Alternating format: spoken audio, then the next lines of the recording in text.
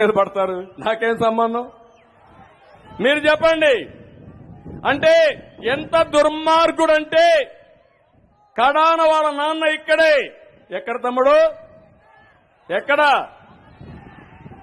ఇక్కడే చనిపోయాడు కదా. నా ఫ్రెండు, నా స్నేహితుడు రాజశేఖర్ రెడ్డి